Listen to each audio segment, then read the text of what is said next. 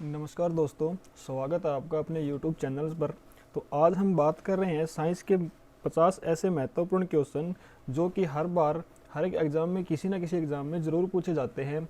ये जो हमने 50 क्वेश्चन आपके लिए बनाए हैं, ये क्वेश्चन पिछले 20 सालों से हर बार किसी ना किसी एग्ज़ाम में पूछे गए हैं और आशा है कि आगे भी किसी ना किसी एग्ज़ाम में पूछे जाएंगे। तो ये क्वेश्चन आपके लिए बहुत ही ज़्यादा महत्वपूर्ण है।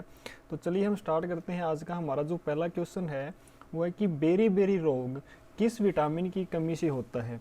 बेरी बेरी रोग किस विटामिन की कमी से होता है? तो हमारे पास ऑप्शन है vitamin A, vitamin B1, vitamin C, vitamin B12। तो आप मुझे जल्दी से कमेंट करके बताइए कि जो हमारा आंसर आएगा वो क्या आएगा। तो देखिए हमारा जो ऑप्शन है बी आंसर रहेगा इसका विटामिन B1। B1 की कमी से कौन सा रोग होता है? जो बेरी बेरी रोग होता है। अब आपसे पूछ लिया जाए कि बेरी बेरी रोग में क्या होता है, तो बेरी बेरी रोग में जो होता है इसके अंदर हमारी अत्यधिक थकान, जैसे कि हम कोई काम भी नहीं कर रहे हैं उसके बावजूद भी अगर हमें कोई थकान हो रही है तो वो हमें क्या होता है कि उस टाइम हमें विटामिन B1 की जो कमी हो जाती है।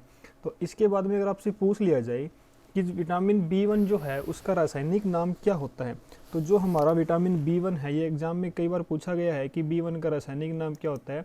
तो B1 का जो रासायनिक नाम है वो होता है थायमिन। क्या होता है? थायमिन जो इसका रासायनिक नाम होता है। इसके बाद में अगर आपसे पूछ लिया जाए कि विटामिन जो B1 है ये हमें किन किन सोर्स से मिलता है, तो इसके मुख्य जो सोर्स है, स्रोत है, वो है फल, चावल और क्या है, मांस, दूध, अंडा, सोयाबीन। इनसे हमें क्या मिलता है? Vitamin B1।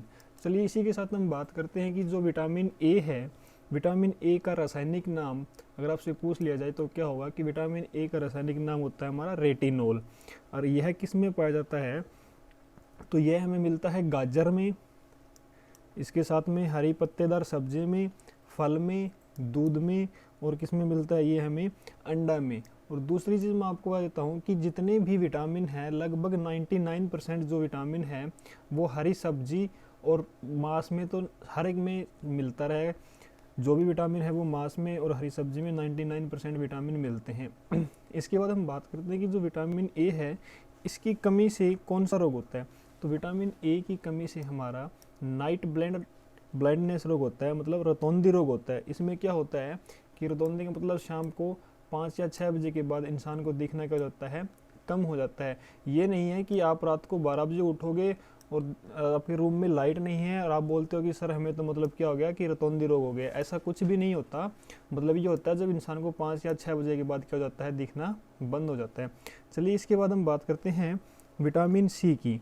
तो विटामिन सी जो है, विटामिन सी का रासायनिक नाम होता है एस्कॉर्बिक एसिड। और पूछ लिया जाए कि यह किन से मिलता है, तो यह हमारे जितने भी खट्टे पदार्थ होते हैं उनसे मिलता है, जैसे कि नींबू, संतरा या मौसमी हो गया, उन सभी से। इसके बाद में हम बात करते हैं कि विटामिन सी की कमी से कौन सा रोग होता है। तो विटामिन सी की कमी से हमारा होता है सकरवी रोग। कौन सा? सकरवी रोग होता है। सकरवी रोग में क्या होता है कि जो हमारे मसूड़े होते हैं, मसूड़ों के अंदर से खून आने लग जाता है। इसके बाद में हम करते हैं विटामिन B12 की बात। तो विटामिन जो B12 है इसका रासायनिक नाम होता है साइनोकोबालमिन। क्या नाम होता है? साइनोकोबालमिन। और यह हमें मांस और किस में मिलता है? कलेजी में मतलब दूध इत्यादि में क्या पाया जाता है? सबसे ज़्यादा पाया जाता है। और इसकी कमी से क्या होता है कि इसकी कमी से, विटामिन B12 की कमी होने से क्या होती है कि शरीर के अंदर हमारी रक्त की कमी हो जाती है। चलिए आज का हमारा जो दूसरा क्वेश्चन है उस पर हम चलते हैं। दूसरा क्वेश्चन हमारे सामने है कि मेंढक में दांत होते हैं। बात की जाती है कि मेंढक में जो दांत होते हैं वो कौन से दांत होते हैं। तो मेंढक में होमोडोंट दांत होते हैं। कौन से दांत होते हैं? होमोडोंट। मेंढक में हमारे जो दांत होते हैं वो एक ही प्रकार के होते हैं जिन्हें क्या कहा जाता है? होमोडोंट। चलिए अब इसके साथ ही हम बात करते हैं कि जो हमारे थीकोडोंट होते हैं वो कैसे दांत होते हैं। तो थीकोडोंट ऐसे दांत होते हैं कि जो हमारे मसूड़ों के अंदर धसे हुए होते हैं। जैसे कि जो हम इंसान है, इंसान के जो दांत है उन दांतों को कैसा दांत हो जाता है? थीकोडोंट। इसी के साथ हम बात करते हैं हेट्रोडोंट की। तो वो हेट्रोडोंट वो दांत होते हैं जो भिन्न भिन्न प्रकार के होते हैं। जैसे कि हमारे जो दांत है, हमारे दांत 4 प्रकार के होते हैं: इंसीजर, कैनाइन और कौन सा, प्रीमोलर और मोलर। कहने का मतलब है कि इंसिजर, कृतज्ञ, रदनक, अगर चवर्णक और चवर्णक, इनकी जो दांतों की है, दांतों की हमने एक स्पेशल वीडियो भी बना रखी है। आप हमारी वीडियो को यूट्यूब पे सर्च करके भी देख सकते हो। मैंने उसमें आपको अच्छे तरीके से बताया है कि जो हमारे दांत है वो टोटल कितने होते हैं और कौन कौन से दांत हमारे किस किस के काम में आते हैं। तो हेट्रोडोंट जो दांत होते हैं ये होते हैं हमारे जो मनुष्य के 4 प्रकार के दांत जो मैंने बताए थे, कौन से, इंसिजर, कैनाइन, प्रीमोलर और मोलर, वो होते हैं। तो चलिए इसके बाद में हमारा अब चलते हैं अगले क्वेश्चन पर। तो अगला क्वेश्चन है हमारा कि स्टार्च से क्या संबंधित है। कहने का मतलब है कि जो स्टार्च है वो हमें किससे मिलता है। तो जो स्टार्च है वो हमें मिलता है ग्लूकोज में से। जो हम ग्लूकोज खाते हैं, मतलब बाहर से हमने जो कार्बोहाइड्रेट वगैरह खाया है, कार्बोहाइड्रेट से हमें क्या मिलती है, ग्लूकोज मिलती है। और ग्लूकोज क्या होती है, जब ग्लूकोज टूटती है तो ग्लूकोज का ब्रेकडाउन कौन करवाता है, हमारी ऑक्सीजन। कौन ब्रेकडाउन करवाता है, ऑक्सीजन ब्रेकडाउन करवाती है, ऑक्सीजन इसको तोड़ती है। जब ऑक्सीजन के साथ ये टूटती है तो उसके बाद में क्या बनता है कि हमारी एक कार्बन डाइऑक्साइड CO2 निकलती है, प्लस वाटर पानी, और प्लस में ATP। ATP हमारी क्या होती है, एडिनोसाइन ट्राइफॉस्फेट ऊर्जा होती है, जो कि हमारे माइटोकॉन्ड्रिया के अंदर जाकर के क्या हो जाती है, स्टोर हो जाती है। तो चलिए हम बात करते हैं हमारे अगले क्वेश्चन पर। तो अगला क्वेश्चन जो है आपके सामने दिया हुआ है कि दांत का शिखर बना होता है। अब बात करो कि दांत का शिखर जो क्या होता है वो किसका बना होता है। जो हमारा वाइट जो दांत हम देख सकते हैं, जो दांत हम देख सकते हैं वो होता है दांत का शिखर। तो बताइए मुझे वो दांत का जो शिखर होता है वो किसका बना हुआ होता है। ऑप्शन आपके सामने है, जल्दी से कमेंट करके बताइए। आप नंबर 1 ऑप्शन है आपका उपास्थि का, इसके बाद में है एनिमल का, इसके बाद अगला ऑप्शन है डेंटिन का, और इसके बाद में है काइटिन का। तो आप जल्दी से कमेंट करके बताइए कि जो दांत का शिखर है वो किसका बना हुआ होता है। तो चलिए सभी के कमेंट आने जो है स्टार्ट हो चुके हैं। इसके बाद में देखिए कि जो दांत का शिखर होता है वो हमारा डेंटिन का बना हुआ होता है। किसका बना हुआ होता है, दांत का शिखर जो हमारा वो डेंटिन का बना हुआ होता है। इसके बाद में हम बात करते हैं कि दांत की जो बाहरी परत होती है ना, दांतों की जो बाहरी परत होती है वो बनी हुई होती है किसकी, हमारी एनिमल की, एनिमल की बनी हुई होती है। और दांत के जो अंदर वाले भाग होते हैं उसको हम बोलते हैं डेंटिन। और जो दांतों का बिल्कुल मुलायम सा जो भाग होता है, मुलायम और जो लचीला भाग होता है, उसको बोला जाता है उपास्थि। इसके बाद जो हम बात करते हैं कि जो कीट वगैरह होते हैं ना, जैसे कि इंसेक्टिसाइड जो भी कुछ भी है, कीड़े मकोड़े, उनकी जो बाहरी आवरण होती है, बाहरी परत, सेल वॉल, कोशिका भित्ति, वो होती है किसकी बनी हुई होती है, हमारी काइटिन की बनी हुई होती है। चलिए हम अब चलते हैं हमारे अगले क्वेश्चन पर। तो अगला क्वेश्चन है हमारा, सकरवी रोग किस विटामिन की कमी से होता है। ऑप्शन है आपके सामने विटामिन सी, विटामिन के, विटामिन ई और विटामिन डी। तो जल्दी से जल्दी कमेंट करके बताइए कि सकरवी रोग किस विटामिन की कमी से होता है। तो चलिए सकरवी रोग जो हमारा वो होता है विटामिन सी की कमी के कारण। तो विटामिन सी की कमी के कारण कौन सा रोग होता है, स्कर्वी रोग। अब हम बात करते हैं कि जैसे हमारा विटामिन के है, तो विटामिन के की कमी से कौन सा रोग हो जाता है। तो जब हमारे शरीर के अंदर विटामिन के नहीं होगा तो इसकी कमी से क्या होता है कि हमारे जो कई बार जैसे चोट लगती है और चोट लगने पर रक्त का थक्का जमता है। क्या होता है कि जब चोट लगी है तो थोड़ी देर के बाद में खून आना क्या होता है, बंद हो जाता है। तो उसमें क्या होता है कि हमारे जो विटामिन होते हैं और साथ में प्रोटीन जो होते हैं वो मिलके क्या बनाते हैं, रक्त का थक्का बनाते हैं, ब्लड की क्लोटिंग करते हैं। और उसी वजह से क्या होता है कि विटामिन के हमारा क्या करता रहता है, ब्लड की क्लोटिंग करने में सहायता करते हैं। अगर आपसे पूछ लिया जाए कि विटामिन के का रासायनिक नाम क्या है, तो विटामिन के का रासायनिक नाम है फाइलोकवनीन। और यह मिलता किस में है, तो यह मिलता है हमें हरी पत्तेदार सब्जी, टमाटर, पनीर इत्यादि में मिलता है। इसके बाद में हम बात करते हैं विटामिन ई की। तो विटामिन ई जो है हमारा, इसका अगर आपसे रासायनिक नाम पूछ लिया जाए तो इसका रासायनिक नाम है टोकोफिरोल। क्या है, टोकोफिरोल। अगर पूछ लिया जाए कि यह किससे मिलता है, तो यह हमें दूध, अंकुरित अनाज, हरी पत्तेदार सब्जियां, इन आदि सभी से मिलता है। और इसके बाद में क्या होता है कि विटामिन ई जो होता है ये लड़कियों का सबसे फेमस विटामिन होता है। ये क्या करता है कि ये हमें क्या देने के काम आता है, ये लड़कियों को मतलब स्किन को ग्लो देने के काम में आता है। क्या देने में? ग्लो। ये स्किन को ग्लो बनाता है। तो इसलिए लड़कियां जो होती है मतलब इनका जो फेवरेट होता है कौन सा विटामिन? Vitamin E. और ये विटामिन ई जो है आप हरी पत्तेदार सब्जियां हैं, अनाज, दूध इत्यादि से भी ले सकते हो। और साथ में इसका क्या होता है कि हम इसकी जो कैप्सूल्स वगैरह आते हैं वो भी ले सकते हैं। इसके बाद हम बात करते हैं विटामिन डी की। तो विटामिन डी का अगर आपसे रासायनिक नाम पूछ लिया जाए कि क्या है, तो विटामिन डी का रासायनिक नाम है कैल्सीफिरोल। अगर हम बात करें कि विटामिन डी हमें किन से मिलता है, तो यह मिलता है हमें अंडा, मक्खन, मछली का तेल, सूर्य के धूप में पाया जाता है। तो जैसा कि मैं आपको बता दूं कि कई बार बोलते हैं कि विटामिन डी जो होता है वो हमें सूर्य के धूप में मिलता है। तो ये मैं आपको बता दूं कि जहाँ कहीं से भी आपने ये पढ़ा है कि विटामिन डी हमें सूर्य के किरणों से मिलता है, तो आपने ये बिल्कुल गलत पढ़ा है। क्यों पढ़ा है? कि विटामिन डी कभी भी हमें सूर्य की किरणों से नहीं मिलता। इसका रीज़न है कि अगर आपको सर्दियों के टाइम में विटामिन डी मिलता है सूर्य की किरणों में से, तो मुझे एक बात बताइए कि आज जब हम जून जुलाई का जो महीना होता है उस महीने में हम बाहर धूप में जाकर के क्यों नहीं बैठते? क्योंकि उस टाइम क्या हमें विटामिन डी की आवश्यकता नहीं होती? बिल्कुल होती है। लेकिन क्यों नहीं बैठते? क्योंकि उस टाइम गर्मी बहुत ज़्यादा होती है और हम बोलते हैं कि बाहर क्या है, गर्मी बहुत ज़्यादा है।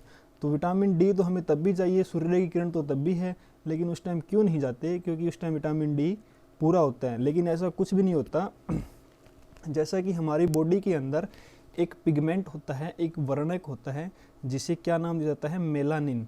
और विटामिन डी क्या करता है कि विटामिन डी हमारे शरीर के अंदर पहले से ही होता है, लेकिन वो सूर्य की प्रेजेंस में, सूर्य की उपस्थिति में क्या करता है? तेजी से पनपता है। और जितना ज़्यादा हम देर तक सूर्य की किरणों में नीचे रहेंगे तो उतना ज़्यादा हमारा क्या बनता रहेगा? विटामिन डी बनता रहेगा। और जितनी ज़्यादा धूप बनेगी लगेगी तो क्या होगा कि हमारे बॉडी के अंदर शरीर में क्या होता है? मेलानिन पिगमेंट जो होता है वो पिगमेंट क्या करता है? वो पिगमेंट भी अपने आप क्या करने लगता है? सूर्य किरणों से बनने लग जाता है। और जैसे ही वो मेलानिन पिगमेंट बनेगा, पिगमेंट बनने से क्या होती है कि हमारी स्किन जो जलना स्टार्ट हो जाती है। तो इसीलिए बोलते हैं कि जिस इंसान के अंदर मेलानिन पिगमेंट जितना ज़्यादा होगा, इंसान उतना ही ज़्यादा काला होगा। और जिस इंसान में मेलानिन पिगमेंट, मेलानिन वर्णक जो है वो कम होगा, इंसान उतना ही क्या होगा? गोरा होगा। तो चलिए हम बात करते हैं कि इसकी कमी से कौन सा रोग हो जाता है। तो इसकी विटामिन डी की कमी से बच्चों के अंदर रिकेट्स नामक रोग हो जाता है। एक क्या होता है कि जो अडल्ट वयस्क होते हैं, वयस्कों के अंदर हमारा कौन सा रोग होता है? तो वयस्क में होता है ओस्टोमलेशिया। कौन सा रोग होता है? ओस्टोमलेशिया। एक होता है इसके अंदर तीसरा रोग जो होता है वो होता है ओस्टोपोरिसस। कौन सा होता है? ओस्टोपोरिसस। और ओस्टोपोरिसस में क्या होता है कि जैसे हमारी हड्डियां हैं, हड्डियों के अंदर सुराख हो जाते हैं, छोटे छोटे होल आ जाते हैं, तो उसी को क्या बोला जाता है कि ओस्टोपोरिसस हो गए। तो चलिए हम चलते हैं हमारे अगले क्वेश्चन पर। तो अगला क्वेश्चन आपके सामने है ग्लूकोज का ग्लाइकोजन में परिवर्तन यकृत में होता है तथा इसका संग्रह होता है। देखिए जो हमने ग्लूकोज खाया है बाहर से, क्या लिया था हमने? बाहर से लिया हमने कार्बोहाइड्रेट, और कार्बोहाइड्रेट को किस में बदला था? ग्लूकोज में। और जब ग्लूकोज बदलता है तो किस में बदला जाता है? तो ग्लूकोज हमारा बदलता है ग्लाइकोजन में। किस में? ग्लाइकोजन में। तो ग्लाइकोजन में वो परिवर्तन होकर कहाँ जाता है? हमारे लीवर के अंदर, यकृत के अंदर जाता है। तो इसका संग्रह होता है। तो बताइए कि वह स्टोर कहाँ पे होता है? तो जो हमारा ग्लूकोज है वो ग्लाइकोजन में जाने के बाद में स्टोर होता है हमारा यकृत तथा पेशियों में। लीवर तथा मसल्स, मांसपेशियों के अंदर हमारा क्या होता है? जो ग्लूकोज है वो स्टोर होता है। और जो हमारा लीवर है, लीवर जो है वो सबसे बड़ी बहिस्रावी ग्रंथि है। लीवर को क्या बोला जाता है? लीवर को हम बोलते हैं सबसे बड़ी बहिस्रावी ग्रंथि, मतलब एक्सोक्राइन ग्लैंड्स। इसके बाद में होता है कि अगर लीवर में कुछ गड़बड़ी हो जाए, क्या हो जाए कि लीवर के अंदर कोई भी गड़बड़ी हो गई है तो उसकी वजह से हमें जॉन्डिस नामक बीमारी हो जाती है। कौन सी? जॉन्डिस, जिसको बोलते हैं पीलिया। अगर वो हो गया है, उसकी कमी हो गई है, तो क्या हो जाएगा कि उसमें से हमारा क्या होता है? पीलिया नामक जो बीमारी है वो हो जाती है। इसके बाद में हम बात करते हैं कि हमारे लीवर के अंदर एक जूस बनता है। रस बनता है जिसको नाम दिया जाता है बाइल जूस यानी कि पित्त रस। और पित्त रस में हमारा क्या होता है कि लीवर के अंदर पित्त रस जो बनता है, पित्त रस यह एक क्या है, विषैला सा पदार्थ होता है। इसमें क्या होता है कि यूरिया का जो निर्माण है वो भी हमारे कहाँ होता है, लीवर के अंदर होता है। तो चलिए हम चलते हैं हमारे अगले क्वेश्चन पर। और अगला क्वेश्चन है, वह कौन सा तत्व है जो दंत इनेमल को कठोर बनाता है। तो देखिए हमारा क्वेश्चन है कि वह कौन सा तत्व है जो दंत इनेमल को कठोर बनाता है। तो ऑप्शन आपके सामने है कैल्शियम, फ्लोरीन, आयोडीन और सोडियम। तो हमारा जो आंसर रहेगा वो रहेगा फ्लोरीन। क्या रहेगा, फ्लोरीन। क्योंकि जो हमारा दंत इनेमल होता है, दांतों का जो बाहरी पार्ट होता है उसको कौन बनाता है, फ्लोरीन बनाता है। क्योंकि फ्लोरीन की कमी से क्या होता है कि मानव शरीर में फ्लोरोसिस नामक रोग हो जाता है। और दांतों को बनाने के लिए किस किस की जो आवश्यकता होती है, तो दांतों में जो हमारे बनाने के लिए कैल्शियम, एक होती है हमारी कैल्शियम और दूसरा हमारा कैल्शियम फॉस्फेट और एक होती है हमारी कैल्शियम कार्बोनेट। अगर क्या हो कि जो हमारी कैल्शियम होती है ये क्या करती है, यह मनुष्य की दांत जो होते हैं, दांत और हड्डी, उनको मजबूत करते हैं। दांत और हड्डी को क्या करती है, मजबूत करती है। और क्या होता है कि आयोडीन हमारे, इसके बाद में जो सोडियम होता है, सोडियम हमारे कहाँ पाया जाता है, तो सोडियम हमारे दिमाग, ब्रेन के अंदर सोडियम जो है सबसे ज़्यादा मात्रा में पाया जाता है। तो चलिए हम चलते हैं हमारे आज के अगले क्वेश्चंस पर, जो कि आपकी स्क्रीन पे बिल्कुल सामने दिया हुआ है। तो आज का हमारा अगला क्वेश्चन है, पित्त का मुख्य कार्य क्या है। बोलने के बाद है कि जो हमारा पित्त रस होता है, जो पित्त होता है, गाल ब्लैडर, जो बाइल जूस होता है, उसका जो मुख्य कार्य होता है वो क्या होता है। तो ऑप्शन है कि वसा का एंजाइम द्वारा पाचन। जो हम बाहर से वसा लेते हैं उस वसा का एंजाइम के द्वारा पाचन करवाना, या फिर उत्सर्जित पदार्थों का निवारण, जो कि हमारी बॉडी के अंदर हार्मफुल इफेक्ट है उनको क्या करवाना, उनका निवारण करवाना, एक्सक्रीशन करवाना। इसके बाद में है कि जो प्रोटीन के पाचन का नियंत्रण, जो हम बाहर से प्रोटीन खाते हैं उनके पाचन को नियंत्रण करता है। और लास्ट ऑप्शन है हमारा पाचन तथा शोषण हेतु वसा का इमल्सन करना।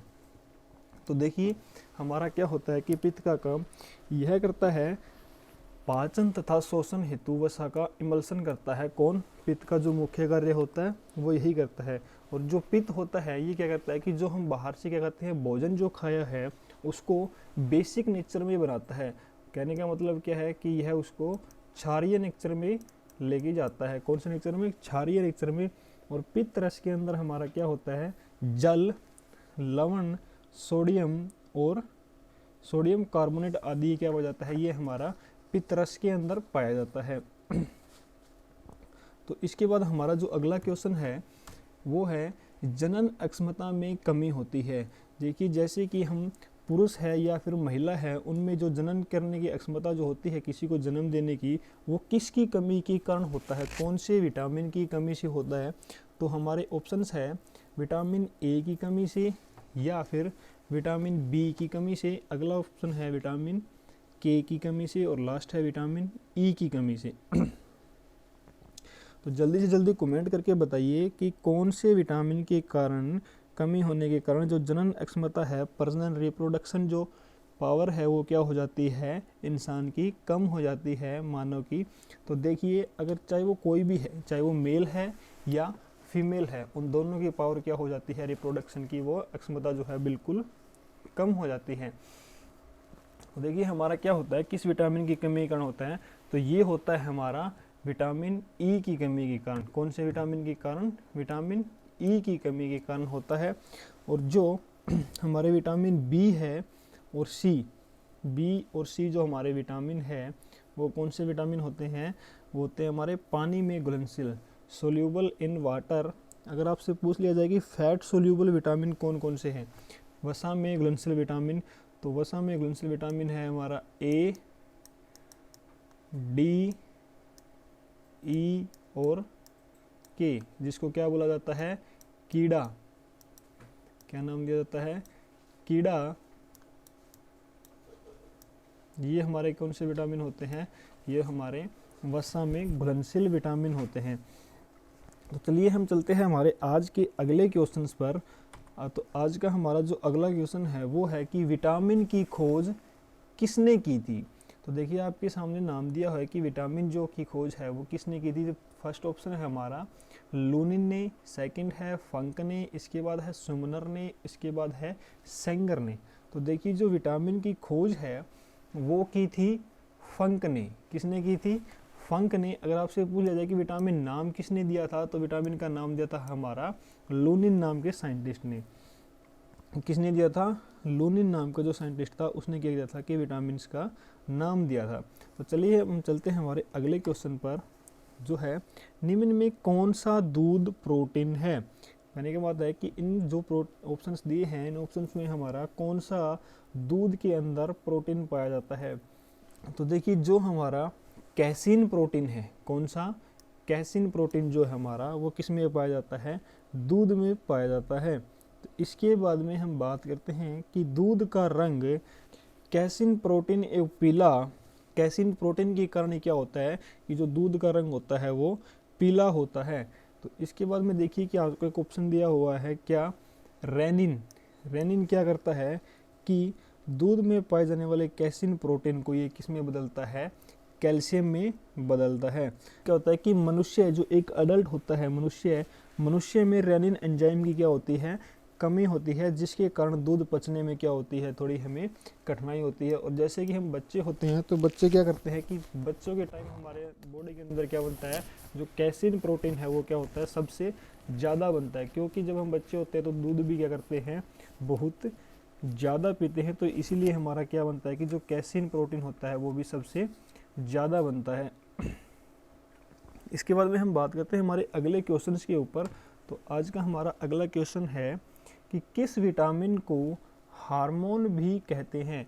ऑप्शन आपके सामने दिया है vitamin A, vitamin B, vitamin D और विटामिन ई।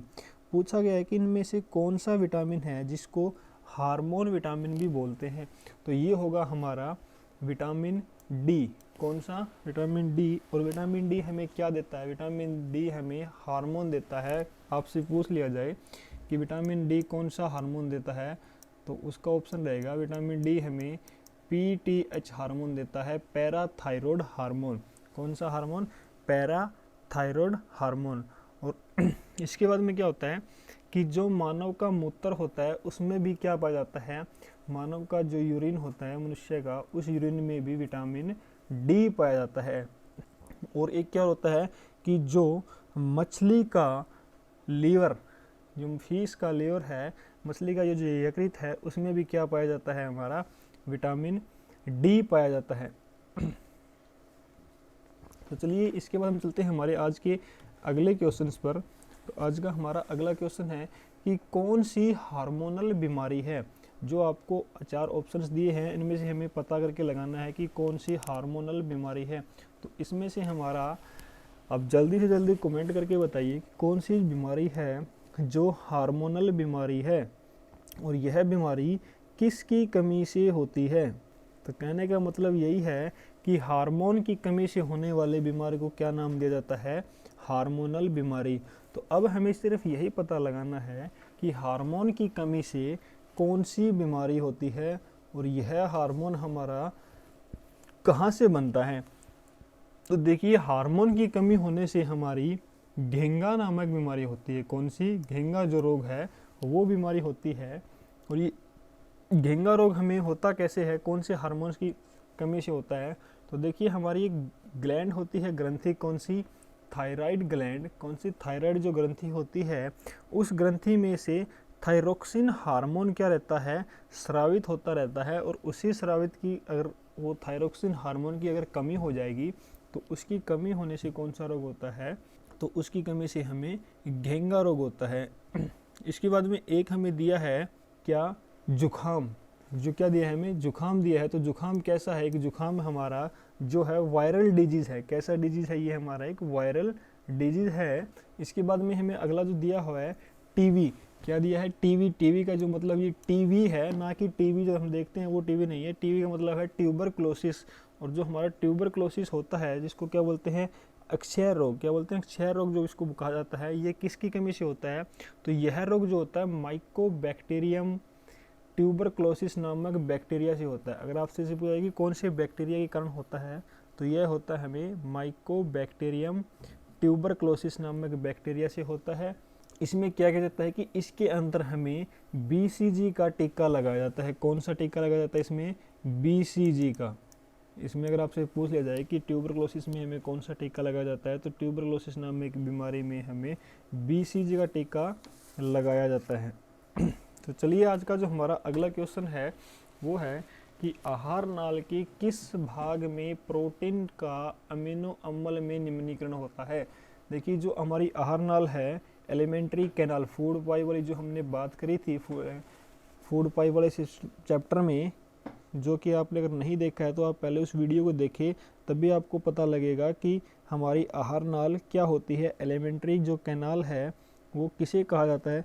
तो इसमें पूछा गया कि एलिमेंट्री कैनाल आहार नाल के किस भाग में प्रोटीन्स जो होता है उसका अमीनो अम्ल, मतलब कहने का होता है कि जो हम प्रोटीन बाहर से खाते हैं वो कौन सी भाग में जाके अमीनो अम्ल में क्या हो जाता है? परिवर्तन हो जाता है, निम्नीकरण हो जाता है। कहने का मतलब क्या है कि डिग्रेडेशन कहाँ होता है, किसका? प्रोटीन्स का। तो प्रोटीन्स का डिग्रेडेशन जो है हमारा, निम्नीकरण है, वो होता है छोटी आंत के अंदर। कहाँ होता है? छोटी आंत के अंदर। मैंने आपको बताया भी था कि छोटी आंत में से क्या होता है, हमारा एक एंजाइम निकलता है। कौन सा एंजाइम? रेप्सिन प्रोटीन। कौन सा एंजाइम? ये बोल सकते हो आप इसको पेप्टोन्स एंजाइम निकलता है। और पेप्टोन्स एंजाइम क्या करता है? प्रोटीन्स को पेप्टोन्स में बदलता है, और पेप्टोन्स से फिर किस में बदला जाता है? उसको अमीनो अम्ल में बदला जाता है। किस में बदला जाता है? अमीनो अम्ल में।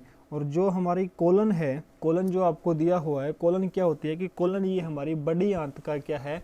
एक पार्ट होता है। बड़ी आंत के 3 पार्ट थे, एक हमारा कोलन का, एक था सिकम का, और एक होता है हमारा रेक्टम का। स्टमक की बात करें अगर हम, स्टमक क्या है? स्टमक किसको बोला जाता है कि स्टमक हमारा जो पेट होता है, पेट को क्या बोला जाता है? स्टमक बोल जाता है। इसके बाद में इसको अमाशय भी बोल सकते हैं, और क्या बोल सकते हैं? जठर भी बोल सकते हैं। अमाशय या फिर क्या बोल सकते हैं इसको? जठर भी बोलते हैं। और अगर पूछ लिया जाए कि पेट के अंदर हमारी कौन सी ग्लैंड, यानी कि कौन सी ग्रंथि होती है, तो पेट के अंदर हमारी गैस्ट्रिक ग्लैंड, जठर ग्रंथि होती है। और जठर ग्रंथियाँ हमारी क्या बनाती है? तो जठर ग्रंथि हमारी गैस्ट्रिक जूस, जठर रस बनाती है। और कौन कौन से जठर रस बनाती है ये हमारे, इनसे हमें मिलता है एक तो HCl तो हाइड्रोक्लोरिक एसिड, हाइड्रोक्लोरिक अम्ल, एक मिलता है पेप्सिन, एक मिलता है म्यूसिन, और एक होता है इनमें से रेनिन। तो ये हमें किन से मिलते हैं? तो ये हमें मिलते हैं गैस्ट्रिक ग्लैंड से। इसके बाद में हम चलते हैं आज के हमारे अगले क्वेश्चंस पर। अगला क्वेश्चन आपके सामने दिया हुआ है कि हीमोग्लोबिन में कौन सी धातु पाई जाती है? तो आपका जो क्वेश्चन है वो आपके सामने है बिल्कुल, कि हीमोग्लोबिन में कौन सी धातु होती है। तो देखिए हमारा जो ऑप्शन है वो दिए हैं, कॉपर में, मैग्नीशियम में, या फिर आयरन में, या जिंक में। तो देखिए नॉर्मल सी बात है कि हीमोग्लोबिन क्या होता है? जो हमारा ब्लड होता है, जब इसे हमें डॉक्टर से चेक करवाते हैं ना कि हमारे अंदर कितना ब्लड है, तो डॉक्टर हमें क्या करते हैं कि वो चेक करके बोलते हैं कि आप में 8 ग्राम है, 10 ग्राम है, 12 ग्राम, 14 ग्राम, जो भी बोलते हैं। तो वो क्या चेक करते हैं? वो हमारा चेक करते हैं HB, हीमोग्लोबिन। और वैसे एक इंसान के अंदर जो हमारा ब्लड होता है, रक्त होता है, वो होता है 5 से 7 लीटर, 5 से 7 लीटर होता है। कि जितना हमारा बॉडी का वजन होता है, जो हमारी बॉडी का वजन होता है उसका 7% क्या होता है? मानव के अंदर रक्त होता है। तो इसमें पूछा गया है कि हीमोग्लोबिन में कौन सी धातु होती है। तो नॉर्मल सी बात है कि हीमोग्लोबिन में हमारा क्या होता है? आयरन, लोहा होता है। तो कौन सी धातु होती है हीमोग्लोबिन में? लोहा धातु पाया जाता है। अब हम बात करें कि अगर इस हीमोग्लोबिन या आयरन की कमी हो जाएगी तो कौन सा रोग होता है? तो आयरन की कमी से हमें एनीमिया रोग होता है। कौन सा रोग होता है? एनीमिया रोग होता है। इसके बाद अगर पूछ लिया जाए कि मैग्नीशियम की कमी से कौन सा रोग हो सकता है, तो मैग्नीशियम की कमी से हमें जो हमारा न्यूरॉन है, न्यूरॉन तंत्रिका तंत्र है, उसको वो क्या हो जाता है? उसका रोग हो जाता है, वह हमारा तंत्रिका तंत्र क्या जाता है? कमज़ोर पड़ जाता है। इसके बाद अगर आपसे पूछ लिया जाए कि जो कॉपर है, उससे कॉपर से हमारे क्या काम में आता है, तो जो पौधे हमारे होते हैं, पौधे क्या करते हैं कि प्रकाश संश्लेषण के लिए बहुत ज़्यादा आवश्यक होते हैं, कि पौधे जो होते हैं वो श्वसन तथा प्रकाश संश्लेषण में हमारे क्या करते हैं कि सांस लेते हैं। अगर वह हो जाएगा, कॉपर नहीं होगा, तो जो पौधे होते हैं, पौधों के जो स्तंभ होते हैं, डाइबैक शूट्स, स्तंभों का जो डाइबैक होता है वो क्या हो जाता है, उसमें रोग हो जाता है। तो इसके बाद में चलिए हमारा जो आज का अगला क्वेश्चन है वो आपको दिया हुआ है क्या, कि ए बी रुधिर का वर्ग के व्यक्ति का रुधिर किसे दिया जा सकता है। ए बी रुधिर वर्ग के व्यक्ति का रुधिर है जो किसको दिया जाता है, कि मैं क्या बताऊँ, जो हमारे ए बी जिसका ब्लड है वो किस ब्लड ग्रुप वाले व्यक्ति को अपना ब्लड दे सकता है। तो ऑप्शन जो आपके सामने है ए बी या फिर ओ को। देखिए कि मैंने ये आपको ब्लड ग्रुप वाले चैप्टर में बहुत अच्छे तरीके से बताया था कि कौन सा इंसान किसको ब्लड ग्रुप दे सकता है, और वहाँ पे हमने ब्लड ग्रुप को इतने अच्छे तरीके से किया था। अगर आपने वो वीडियो नहीं देखी है तो पहले जाके उस वीडियो को देखें। वहाँ से अगर आपने एक बार उस वीडियो को देख लिया है तो मैं आपको गारंटी देता हूँ कि लाइफ में आप कभी भी ब्लड ग्रुप के बारे में नहीं भूलोगे। मैंने वहाँ पर हर एक चीज़ को बिल्कुल कंसेप्ट तरीके से बताया हुआ है कि जो हमारा ब्लड ग्रुप है, कौन सा ब्लड ग्रुप हम किसे दे सकते हैं, और ब्लड ग्रुप निकालना भी मैंने आपको सिखाया था उस वीडियो के अंदर कि ब्लड ग्रुप जो होता है हमारा कैसे निकालते हैं। अगर उस वीडियो का जो लिंक है आपको डिस्क्रिप्शन में दिया हुआ मिल जाएगा, जिसमें आप क्लिक करके क्या कर सकते हैं, उस वीडियो को जा करके देख सकते हैं। वहाँ पे आपको सभी की सभी वीडियो मिल जाएगी, हमारी जितने भी वीडियो डली हुई है। तो चलिए हम बात करते हैं कि जो ए बी रुधिर है, ए बी जो ब्लड ग्रुप है वो किस व्यक्ति को ब्लड दे सकता है। तो वो दे सकता है हमारे सिर्फ किसको, ए बी वाले को ही। किसको दे सकता है, ए बी वाले व्यक्ति को ही जो कह सकता है ब्लड ग्रुप, जो आपका जो ब्लड है वो डोनेट कर सकता है। और इसके साथ साथ में हमें क्या बोलते हैं कि जो हमारा ए बी ब्लड ग्रुप होता है उसको क्या बोला जाता है, कि जो ए बी ब्लड ग्रुप है उसको यूनिवर्सल एक्सेप्टर ग्रुप कहा जाता है, कि सर्वग्राही रक्त समूह बोला जाता है, सर्वग्राही रक्त समूह। इसके बाद में हम बात करते हैं किसकी, कि जो हमारा ओ ब्लड ग्रुप होता है, कौन सा, ओ ब्लड ग्रुप। तो ओ ब्लड ग्रुप को यूनिवर्सल डोनर ब्लड ग्रुप कहा जाता है, मतलब सर्वदाता रक्त समूह कहा जाता है, क्योंकि जो ओ ब्लड ग्रुप है वो सभी को क्या दे सकता है, अपना ब्लड दे सकता है। तो ऐसा क्यों होता है कि ए बी को हम क्या बोलते हैं, सर्वग्राही रक्त समूह, कि वो मतलब सभी से अपना रक्त ले सकता है, और ओ को हम बोलते हैं सर्वदाता रक्त समूह, वो क्या होता है कि सभी को रक्त दे सकता है। तो देखिए जो हमारा ए बी ब्लड ग्रुप होता है उसमें हमारी कोई भी एंटीबॉडी नहीं होती। कहने का मतलब है कि उसके अंदर कोई भी प्रतिरक्षी नहीं होती। जैसे हम अपना ब्लड निकालते हैं चेक करने के लिए, माइक्रोस्कोप्स वगैरह जब हम उसमें रखते हैं ब्लड को, तो वो क्या होता है कि जब वो हमारी ब्लड में जाती है तो उसके सामने टक्कर देने वाला ए बी के सामने कोई नहीं होता। अगर ए बी सी के सामने कोई टक्कर नहीं दे सकता तो इसका मतलब क्या है कि ए बी सभी से क्या ले सकता है, अपना ब्लड ले सकता है। इसी तरह से ओ जो ब्लड ग्रुप होता है, ओ ब्लड ग्रुप की में क्या रहता है कि कोई भी एंटीजन नहीं होता, प्रतिजन नहीं होता, क्योंकि मतलब उसके सामने भी क्या नहीं होता है, कोई भी उसका मुकाबला नहीं कर सकता, उसको हरा नहीं सकता। तो इसलिए क्या कहता है कि जो ओ ब्लड ग्रुप है वो सभी को अपना ब्लड ग्रुप क्या कर सकता है, दे सकता है। लेकिन आपसे पूछा जाए कि ओ ब्लड ग्रुप में भी कौन सा ब्लड ग्रुप है जो सभी को दे सकते हैं, ओ पॉजिटिव है या फिर ओ नेगेटिव है। तो हमारा जो ब्लड ग्रुप है वो होगा ओ नेगेटिव। ओ नेगेटिव जो ब्लड ग्रुप है वो हम क्या कर सकते हैं, सभी को दे सकते हैं। और ओ नेगेटिव ब्लड ग्रुप जो हमारा है वो सिर्फ और सिर्फ 4% लोगों में ही पाया जाता है। इंडिया के अंदर हमारा कितने लोगों में पाया जाता है, ये सिर्फ और सिर्फ 4% लोगों के अंदर ही पाया जाता है। तो चलिए हम चलते हैं हमारे अगले क्वेश्चंस के ऊपर। अगला क्वेश्चन है आपके सामने कि विलियम हार्वे किसकी खोज के लिए प्रसिद्ध है। तो आप जल्दी से जल्दी कमेंट करके इस पर्सन का आंसर बताइए कि जो विलियम हार्वे साइंटिस्ट थे हमारे, वो उन्होंने किसकी खोज की थी, किस खोज के लिए वो हमारे जो है प्रसिद्ध है। जैसा कि हम पढ़ रहे थे कि विलियम हार्वे जो है वो किसकी खोज के लिए प्रसिद्ध है, तो ऑप्शन आपके सामने है श्वसन, रक्त परिसंचरण रक्त संपदन या फिर पाचन, रेस्पिरेशन या फिर ब्लड सर्कुलेशन के लिए। तो जो हमारे विलियम हार्वे जी थे उन्होंने किसकी वो खोज की थी, तो उन्होंने खोज की थी हमारे रक्त परिसंचरण की, ब्लड सर्कुलेशन की क्या की थी उन्होंने खोज की थी। तो चलिए हम चलते हैं कहाँ पे, हमारे आज के अगले क्वेश्चंस पर। और अगला क्वेश्चन आपके सामने है कि किस अवस्था में एरिथ्रोब्लास्टिस फोर्टिलिस रोग गर्भपात कर सकता है।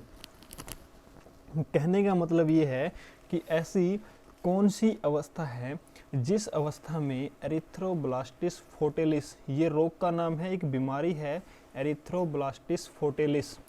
क्या है ये, हमारी एक बीमारी है और ये क्या कर सकती है कि रोग क्या करता है, गर्भपात कर सकता है। कहने का मतलब क्या होता है कि इस रोग के अंदर क्या होता है, जिस भी इंसान में मतलब ये होता है लेडीज मेल और फीमेल दोनों के अंदर, तो उसमें क्या होता है, तो पहले देखिए कि इसमें जो रोग होता है, इस रोग में उनका जो एक बच्चा होता है, होने वाला पहला जो बच्चा होता है सिर्फ वही जिंदा रहता है। उसके बाद उनको अगर जितने भी बच्चे होंगे 2, 3, 5, 10 जो भी वो करना चाहते हैं, वो सारे के सारे बच्चे क्या हो जाते हैं, उनकी मृत्यु हो जाती है। या तो उनकी मृत्यु पेट के अंदर ही हो जाती है, अगर उन्होंने फिर भी जन्म ले लिया है तो क्या होता है कि उनकी 1, 2 या 10 दिन के अंदर अंदर तक क्या हो जाती है, उनकी मौत हो जाती है। तो ये एरिथ्रोब्लास्टिस फोर्टिलिस रोग होता है, ये होता किस किस में है, तो इसके लिए हमें क्या दिया है, तो चलिए हम पढ़ते हैं। हमारे ऑप्शन क्या है कि RH नेगेटिव पति, मतलब कहने का कि जो RH उनका जो ब्लड ग्रुप है वो कैसा होना चाहिए, नेगेटिव होना चाहिए, किसका, पति का, या फिर RH नेगेटिव पत्नी, मतलब दोनों का ब्लड ग्रुप कैसा होना चाहिए, RH नेगेटिव वाला ही होना चाहिए।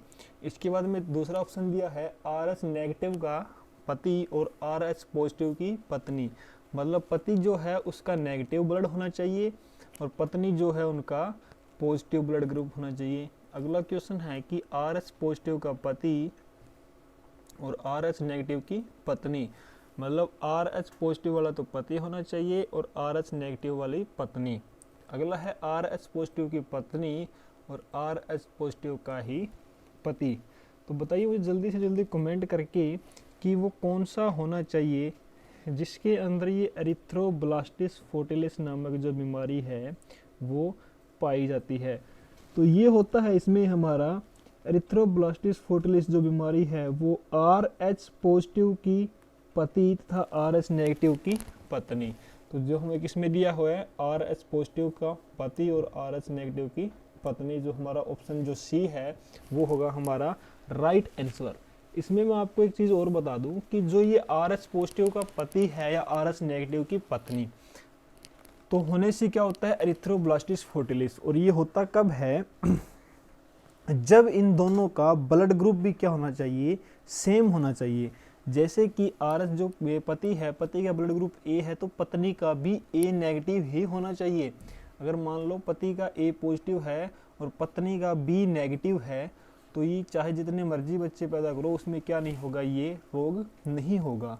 तो कहने का मतलब क्या है कि RH पॉजिटिव का तो जो भी हमारा ब्लड ग्रुप है उस ब्लड ग्रुप में पॉजिटिव तो हमारा मेल होना चाहिए, पति होना चाहिए, और उसी ब्लड ग्रुप की नेगेटिव फीमेल होगी तो उनका पहला बच्चा ही सर्वाइव करेगा, उनका पहला बच्चा ही क्या रहेगा, जिंदा रहेगा।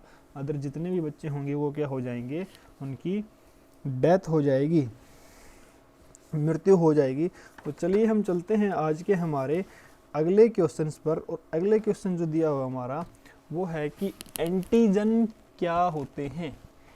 एंटीजन, देखिए एंटीजन के बारे में मैंने आपको ब्लड ग्रुप वाले चैप्टर में बताया था कि एंटीजन और एंटीबॉडी, एंटीजन और एंटीबॉडी जो होते हैं वो हमारे क्या होते हैं। तो एंटीजन है क्या है कि एंटीबॉडी की विपरीत होता है या एंटीबॉडी का अवशेष होता है या फिर एंटीबॉडी के निर्माण हेतु उत्प्रेरक करता है। इसके बाद में है एंटीबॉडी का फल। तो देखिए जो हमारा एंटीजन होता है वो क्या होता है, वो एंटीबॉडी के निर्माण हेतु उत्प्रेरक होता है, ना कि एंटीबॉडी के विपरीत होता है। क्यों नहीं होता विपरीत, क्योंकि अगर वो उसके विपरीत होगा तो हम उसे क्या नहीं कर सकते हैं, उस इंसान को हमारा कोई भी ब्लड जो है वो नहीं दे सकते।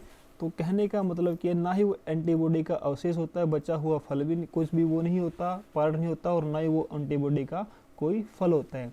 वो क्या काम करता है कि जो एंटीबॉडी के निर्माण जो कार्य होते हैं उसमें हमारी क्या करता है, सहायता करता है। तो इसका हमारा राइट आंसर क्या होगा, आंसर सी। आंसर सी जो है हमारा वो क्या होगा, राइट आंसर होगा। इसके बाद में चलिए हम चलते हैं हमारे आज के अगले क्वेश्चंस पर। तो आज का हमारा अगला क्वेश्चन है, पिता ए रुधिर वर्ग। कहने का मतलब कि जो फादर है वो ए ब्लड ग्रुप का है और मदर जो माता है वो बी ब्लड ग्रुप की है। तो इनकी होने वाली संतान किस ब्लड ग्रुप की होगी, कौन सा ब्लड ग्रुप है जो हमारा संभव होगा। तो देखिए अगर फादर ए है तो बच्चा क्या हो सकता है, ए ब्लड ग्रुप का भी हो सकता है, बी का भी हो सकता है, ए बी का भी हो सकता है, और क्या हो सकता है वो हमारा ओ का भी हो सकता है। ज़रूरी नहीं थोड़ी ना कि वो हमारा ए बी या फिर ए बी का ही हो, तो वो किसका हो सकता है, ए का भी हो सकता है, बी का भी हो सकता है, ओ का भी हो सकता है और ए बी का भी हो सकता है। तो कौन सा आंसर सही रहेगा इसमें से हमारा, इसमें रहेगा हमारा ऑप्शन डी जो है वो हमारा क्या रहेगा, राइट आंसर रहेगा। तो चलिए इसके बाद जो हम चलते हैं हमारे आज के अगले क्वेश्चंस पर। और अगला जो क्वेश्चन है वो दिया हुआ है हमारा क्या, कि सर्वाधिक रुधिर दाता रक्त ग्रुप कौन सा है। सर्वाधिक मात्रा में मतलब क्या है कि यूनिवर्सल ब्लड डोनर किसे कहा जाता है। तो जैसे हमने पीछे बात करी भी थी कि जो यूनिवर्सल ब्लड डोनर है वो किसे कहा जाता है, तो वो कहा जाता है हमारे ओ को। और ओ की बात करें तो किसको, ओ नेगेटिव जो हमारा ब्लड ग्रुप है उसको क्या कहा जाता है, यूनिवर्सल डोनर। इसके बाद में हम चलते हैं हमारे आज के अगले क्वेश्चंस पर। और आज का हमारा जो अगला क्वेश्चन है वो है, RH कारक के खोजकर्ता कौन है। तो देखिए हमारे RH फैक्टर जो हमारे ब्लड ग्रुप का पता लगाते हैं कि ब्लड ग्रुप हमारा पॉजिटिव है या फिर नेगेटिव है, तो उसका पता हमें सबसे पहले किसने लगाया था। तो उसका पता जो है हमारा सबसे पहले लगाया था लैंडस्टीनर ने। लैंडस्टीनर ने लगाया था। अगर आपसे पूछ लिया जाए कि लैंडस्टीनर ने RH कारक के जो फैक्टर थे उसका पता किस पर लगाया था, तो वो लगाया था हमारा रिसस नाम के बंदर के ऊपर। रिसस नाम प्रजाति का एक बंदर था और उसी बंदर पे इसने किया गया था कि RH फैक्टर से पता लगाया था। और इसी रिसर्च के कारण इसका क्या नाम रखा था, RH। अब इस RH का मतलब क्या होता है कि जो हम ब्लड ग्रुप चेक करते हैं उस ब्लड ग्रुप के अंदर अगर हमें RH दिखाई दे रहा है, मतलब इन्होंने RH को डी एंटीजन का नाम दिया था, अगर उसके ऊपर ये RH है तो वो क्या होगा, पॉजिटिव ब्लड ग्रुप होगा। और जिसमें ये RH नहीं है तो उसमें क्या होगा कि हमारा ये जो ब्लड ग्रुप है वो कैसा रहेगा, नेगेटिव रहेगा। तो चलिए हम चलते हैं आज के हमारे अगले क्वेश्चंस पर। तो अगला क्वेश्चन आपके सामने है कि जीवाणु की खोज किसने की थी। तो जो हमारे जीवाणु बैक्टीरिया जो है, बैक्टीरिया की खोज अगर आपसे पूछ लिया जाए कि किसने की थी, तो आपके सामने ऑप्शंस दिए हुए हैं, A.V. Leeuwenhoek, Robert Hooke, Robert Koch या फिर लुईस पास्चर। तो आप मुझे जल्दी से जल्दी कमेंट करके बताइए कि जीवाणु की जो खोज है वो किसने की थी। तो चलिए हम बात करते हैं कि जो हमारा बैक्टीरिया है जीवाणु, उसकी खोज की थी हमारे A.V. ल्यूवेनहोक ने। किसने की थी, A.V. ल्यूवेनहोक ने जो है सबसे पहले बैक्टीरिया की खोज की थी। अगर आपसे पूछ लिया जाए कि ये जो बैक्टीरिया है, बैक्टीरिया की खोज A.V. ल्यूवेनहोक ने कौन से बैक्टीरिया की थी, तो ये इन्होंने की थी लिविंग बैक्टीरिया, मतलब जो हमारे जिंदा बैक्टीरिया थे उन बैक्टीरिया की खोज सबसे पहले किसने की थी, हमारे A.V. ल्यूवेनहोक साइंटिस्ट थे, उन्होंने। अगर आपसे पूछ लिया जाए कि मृत डेड सेल्स, मृत कोशिका जो मृत जीवाणु जो है मृत जीवाणु मतलब मृत कोशिका की खोज सबसे पहले किसने की थी, तो डेड सेल की खोज सबसे पहले की थी हमारे साइंटिस्ट थे कौन, रॉबर्ट हुक ने। और रॉबर्ट हुक ने क्या कहता है, ये कब खोज की थी, तो रॉबर्ट हुक ने 1665 ईस्वी में, कब 1665 में क्या किया था कि जो डेड सेल है, मतलब कि हमारी जो कोशिका थी उस कोशिका की खोज की थी। अब बात करते हैं हम रॉबर्ट कोच की। तो रॉबर्ट कोच ने क्या कहता है कि जो हमारा हेजे का टीका आया था, हेजे का जो इंजेक्शन आया, उस इंजेक्शन की क्या की थी इन्होंने, खोज की थी। इसके बाद में कई बार पूछ लिया जाता है कि जो हमारे लुईस पास्चर जी हैं, लुईस पास्चर ने क्या किया था कि इन्होंने हाइड्रोफीबिया की चिकित्सा की थी। क्या की थी? हाइड्रोफीबिया की चिकित्सा, उसके अंदर उन्होंने क्या की थी, खोज की थी। तो चलिए हम इसके बाद में जो चलते हैं हमारे आज के अगले क्वेश्चंस पर। तो आज का हमारा जो अगला क्वेश्चन है वो है कि प्रोटीन की इकाई होती है, जो हमारे प्रोटीन्स होते हैं उनकी इकाई को क्या नाम दिया जाता है? तो जो प्रोटीन होता है उसकी इकाई को नाम दिया जाता है क्या? Amino acids. क्या नाम दिया जाता है? Amino acid. मैंने पहले भी बताया था कि प्रोटीन का जो किस में टूटा जाता है, प्रोटीन को तोड़ा जाता है पेप्टाइड्स में, और पेप्टाइड्स में से वो किस में टूटते हैं? तो पेप्टाइड से वो टूटते हैं अमीनो एसिड्स में। और अमीनो एसिड्स पूछ लेता है कि क्या होता है, तो ये हमें पाया जाता है एल्काइल ग्रुप में, RH ग्रुप वाले हम जो फैक्टर होते हैं उस ग्रुप में हमें क्या पाया जाता है? अमीनो एसिड्स पाया जाता है। तो चलिए हम चलते हैं आज के हमारे अगले क्वेश्चंस पर। तो अगला क्वेश्चन आपके सामने है कि किस ताप पर एंजाइम अधिक सक्रिय होते हैं? किस ताप पर जो है हमारे एंजाइम अधिक सक्रिय होते हैं? तो दिया हुआ है आपको ऑप्शन 30 डिग्री सेल्सियस, या फिर 40 डिग्री सेल्सियस, 20 डिग्री सेल्सियस, या फिर इसके बाद में आपको दिया हुआ है 62 डिग्री सेल्सियस। ये जो सी लिखा हुआ है, इसी का मतलब है कि सेल्सियस, डिग्री सेल्सियस की बात की जा रही है कि किस तापमान पर जो हमारे एंजाइम्स होते हैं वो अधिक सक्रिय करते हैं। तो देखिए जो हमारे एंजाइम्स होते हैं वो सक्रिय करते हैं कौन से तापमान पर? 40 डिग्री सेल्सियस पर। अब अगर हम बात करते हैं कि हमारा जो तापमान है वो 30 डिग्री से 20 डिग्री से 30 डिग्री के बीच का अगर रहता है, तो उस के बीच में हमारे क्या होते हैं, जो एंजाइम्स होते हैं वो सक्रिय करते हैं, एक्टिवेट होते हैं। और 40 डिग्री अगर सेल्सियस तापमान हो गया तो उसमें क्या होता है कि ये हमारे अधिक सक्रिय हो जाते हैं। और 62 डिग्री पर तो फिर आप सोच ही सकते हो कि ये कितने सक्रिय हो जाते हैं, बहुत ही ज़्यादा सक्रिय हो जाते हैं। तो चलिए हम चलते हैं हमारे आज के अगले क्वेश्चंस पर। तो अगला क्वेश्चन आपके सामने है कि भूखा व्यक्ति शरीर के किस भंडार का सबसे पहले उपयोग करता है? कहने का मतलब कि जो व्यक्ति भूखा होगा वो शरीर के किस भंडार का सबसे पहले उपयोग करेगा, कि शरीर के ऐसा कौन सा भाग है जहाँ पे हमारी ऊर्जा स्टोर होती है। तो हमारी जो ऊर्जा है वो स्टोर होती है कहाँ पे? ATP की फॉर्म के अंदर, मतलब माइटोकॉन्ड्रिया के अंदर हमारी क्या होती है? ऊर्जा स्टोर होती है। अगर हम एक दिन खाना नहीं खाते हैं तो हमारी जो ऊर्जा है कहाँ स्टोर होती है? माइटोकॉन्ड्रिया के अंदर। वो क्या करेगी? हमें ताकत देगी, हम काम कर सकते हैं। इसीलिए हम 1 या 2 दिन क्या रह सकते हैं? भूखे रह सकते हैं। तो हमारी वो किस फॉर्म में होगी? देखिए वसा की फॉर्म में अगर हम बात करें तो वो हमारी बिल्कुल भी नहीं होगी, क्योंकि वसा से हमें क्या नहीं मिलती है? ऊर्जा नहीं मिलती है, इतनी ज़्यादा काम करने की ऊर्जा नहीं मिलती है।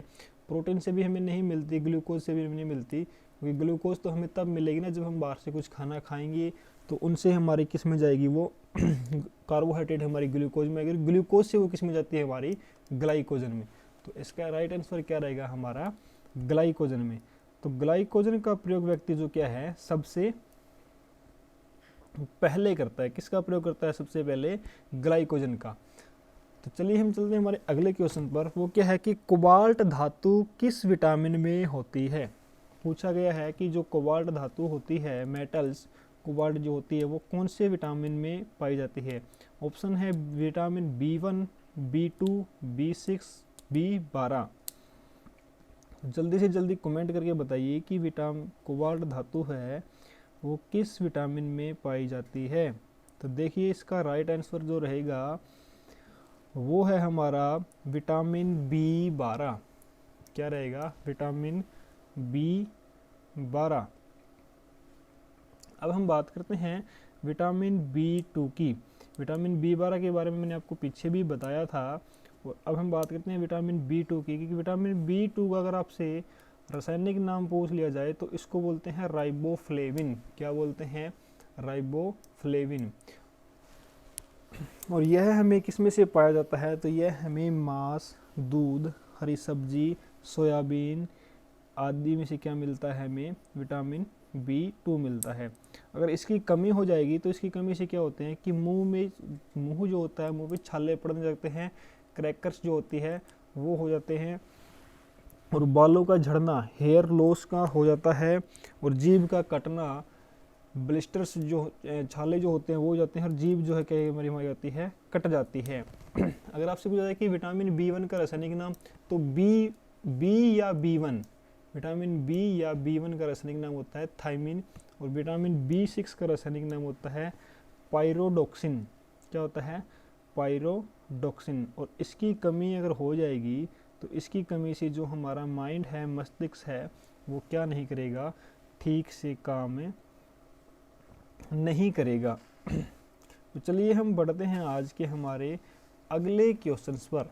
हमारा आज का अगला क्वेश्चन है कि पित्त का निर्माण कहाँ होता है। जो हमारा पित्त होता है, पित्त का निर्माण होता है, पित्त बोले बाइल जो जूस होता है उसका निर्माण कहाँ होता है, रक्त में, ब्लड में, यकृत में, लीवर में, गॉल ब्लैडर में, या फिर नन ऑफ दीज, इनमें से कोई नहीं। तो मुझे जल्दी से जल्दी कमेंट करके बताइए कि जो बाइल जूस होता है उसका निर्माण कहाँ होता है।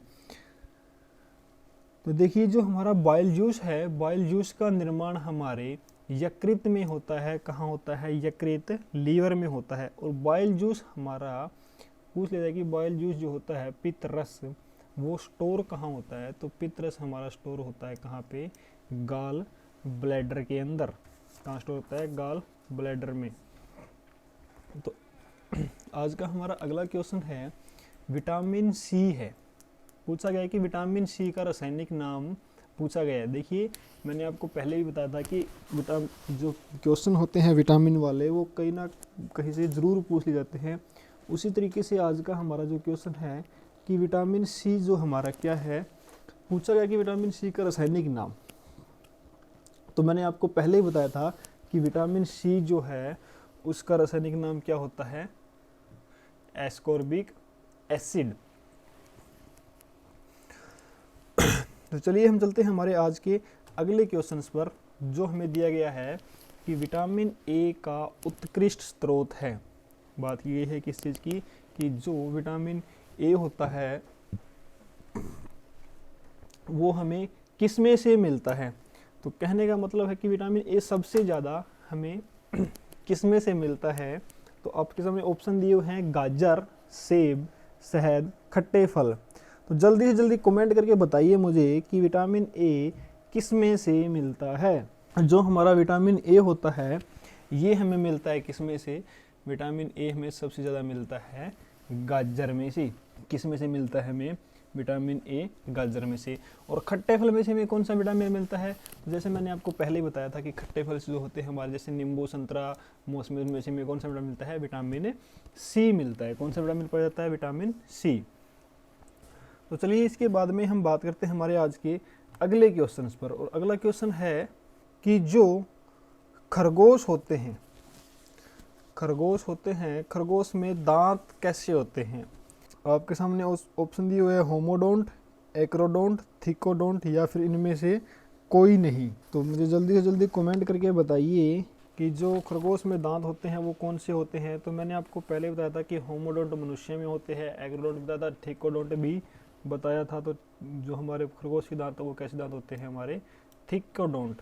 कैसे दांत होते हैं खरगोश के अंदर, थिकोडोंट। तो चलिए हम चलते हैं हमारे आज के अगले क्वेश्चन पर। और अगला क्वेश्चन आपके सामने दिया हुआ है कि वायरस होता है वो कैसा होता है, एक कोशिकीय, यूनिसेलुलर, अकोशिकीय, एसेलुलर, बहुकोशिकीय, मल्टीसेलुलर, या स्वतंत्र जीन, इंडिपेंडेंट जीन्स।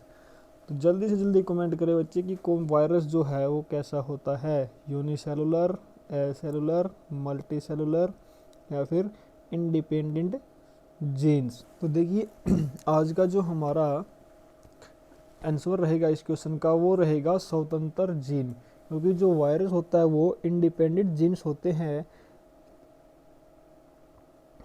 अब हम बात करते हैं कि एक कोशिकीय जीव, आपसे पूछ लिया जाए कि एक कोशिकीय जीव जो होते हैं वो कौन से होते हैं? इनका मतलब होता है कि वो वैसे जीव जिनका शरीर जो क्या होता है कि हमारा एक कोशिका से बना हुआ होता है, उन्हें क्या कहा जाता है? एक कोशिकीय जीव। एग्जाम्पल के तौर पे हम बात करें जैसे कि अमीबा या फिर पैरामीशियम। इसके बाद में आपको अगला क्वेश्चन दिया हुआ है कि बहुकोशिकीय। बहुकोशिकीय क्या होता है? देखिए, वैसे जीव जिनका शरीर अनेक कोशिकाओं से बना हुआ होता है, उसे क्या कहा जाता है? बहुकोशिकीय। एग्जाम्पल की अगर बात करें जैसे कि मनुष्य है, मनुष्य का शरीर बहुत सारी कोशिकाओं से मिलकर के बना हुआ होता है। या फिर जो मेंढक है, मेंढक का शरीर भी बहुत सारी कोशिकाओं से मिलकर बना होता है। या फिर जो कुत्ता है, कुत्ते का भी क्या है? बहुत सारी कोशिकाओं से मिलकर के जो होता है हमारा शरीर जो है बना हुआ होता है। तो इसलिए वो क्या होते हैं कि हमारी बहुकोशिकीय सेल्स होती है। इसके बाद में हम बात करते हैं आज के अगले क्वेश्चंस की। तो अगला क्वेश्चन आपके सामने दिया हुआ है क्या कि वायरस की सर्वप्रथम खोज किसने की थी? वायरस विषाणु जो होता है उसकी सर्वप्रथम खोज किसने की थी? ऑप्शन है WM स्टैनले, सेकंड है KM स्मिथ, थर्ड है D लवांस्की और नेक्स्ट है EC स्टाकमैन। तो बताइए, जल्दी से जल्दी कमेंट करें मुझे इस क्वेश्चन का कि वायरस की सर्वप्रथम खोज किसने की थी। जो स्टूडेंट सबसे पहले कमेंट करेगा उसको उचित इनाम दिया जाएगा हमारी एकेडमी की तरफ से। तो आप जल्दी से जल्दी कमेंट करके बताइए कि वायरस की सर्वप्रथम खोज जो है वो किसने करी थी।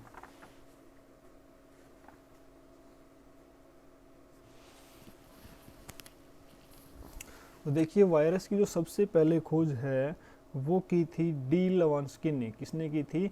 डी लवांस्की ने। तो चलिए हम चलते हैं हमारे आज के अगले क्वेश्चंस पर। तो अगला क्वेश्चन हमारा क्या है कि जब एटीपी का परिवर्तन एडीओ में होता है तो उत्पन्न होता है। देखिए कि जब हमारी एटीपी जो है, एटीपी क्या होती है? हमारी एडिनोसाइन ट्राइफॉस्फेट। ये किसकी फॉर्म में होती है? ये ऊर्जा के फॉर्म में होती है। और जब इसका परिवर्तन हो जाता है, ये जब ये बदल जाती है किसमें? एडीओ में, तो तब क्या होता है हमारी कौन सी? तो क्या उत्पन्न होता है बताइए? हार्मोन उत्पन्न होगा, ऊर्जा उत्पन्न होगी, एंजाइम होगा या फिर विद्युत इलेक्ट्रिक होगा? तो देखिए, जब एटीपी का परिवर्तन होता है तो नॉर्मल सी बात है कि हम क्या यूज कर रहे हैं? ऊर्जा है वो यूज कर रहे हैं, तो ऊर्जा हमारी क्या होगी? उत्पन्न होगी।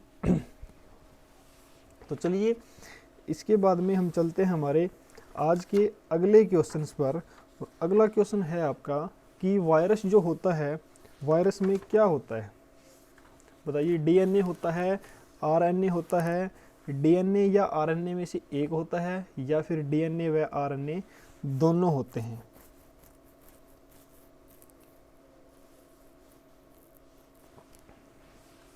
तो जल्दी से जल्दी कमेंट करके बताइए मुझे कि वायरस में क्या होता है। तो देखिए, वायरस में जो होता है हमारा, उसमें या तो डीएनए हो सकता है या फिर आरएनए हो सकता है। क्या हो सकता है? डीएनए भी हो सकता है और आरएनए भी हो सकता है। और जो हमारे वायरस क्या होती है कि ये हमारी सिंगल स्टैंडर्ड होती है, ये हमारी एक सिंगल स्टैंडर्ड होती है। इसमें डीएनए भी हो सकता है और क्या हो सकती है? हमारी आरएनए भी हो सकती है। इसके बाद में हम बात करते हैं हमारे आज के अगले क्वेश्चंस पर। तो अगला क्वेश्चन है हमारा, सबसे बड़ा विषाणु है। देखिए कि सबसे बड़ा वायरस क्या है? कौन सा जो वायरस ऐसा वायरस है जो सबसे बड़ा वायरस है? ऑप्शन है pox virus, herpes virus, sarcoma virus या फिर ट्यूमर वायरस। जल्दी से जल्दी कमेंट करें बच्चे इस क्वेश्चन का कि कौन सा वायरस है जो सबसे बड़ा होता है।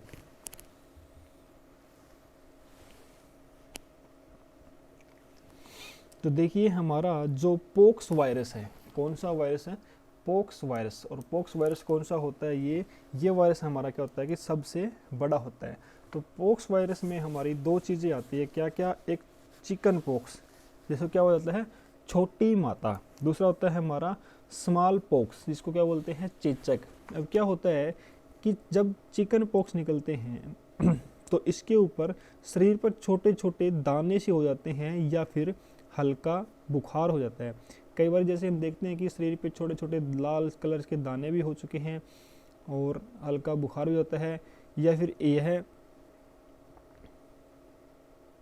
और इसमें क्या होता है कि अगर किसी भी इंसान को यह रोग अगर एक बार हो गया है तो उसे लाइफ में कभी भी दोबारा से यह रोग नहीं होता, क्योंकि शरीर में क्या होता है कि हमारी रोग प्रतिरोधक जो क्षमता होती है वो इस रोग से लड़ने के लिए क्या हो जाती है, बढ़ जाती है। तो फ्यूचर में अगर किसी को हो गया है, किसी भी इंसान को हो सका, तो इन फ्यूचर भविष्य के अंदर दोबारा उसको क्या होगा, कभी भी यह रोग नहीं होता। दूसरा इसमें क्या होता है कि स्मॉल पॉक्स जिसको बोलते हैं चेचक, यह एक वेरी भोला वायरस के कारण होता है। कौन से वायरस के कारण होता है, तो यह होता है हमारा वेरी भोला वायरस के कारण। और इसमें क्या होता है कि रोगी को तेज बुखार हो जाते हैं और शरीर पर लाल दाने से निकल जाते हैं। इसमें क्या होता है कि जो बच्चे होते हैं, नए जो बच्चे का जन्म लिया हुआ, नया जन्मा जो बच्चा है, उस बच्चे को 3 से 6 महीने के अंदर क्या कर लेना चाहिए, इसका टीका लगवा लेना चाहिए। नहीं तो क्या हो जाता है, ये बच्चों की जो चेचक होने की संभावना है वो ज़्यादा हो जाती है। और कई बार ये पूछा जाता है कि जो हर्पिस विषाणु है, कौन सा हर्पिस विषाणु, वो क्या होता है। तो देखिए जो हर्पिस विषाणु है, यह रोग हर्पिस विषाणु के द्वारा ही फैलता है। हर्पिस एक विषाणु है, वायरस है, उसी के द्वारा क्या फैलता है, यह रोग फैलता है।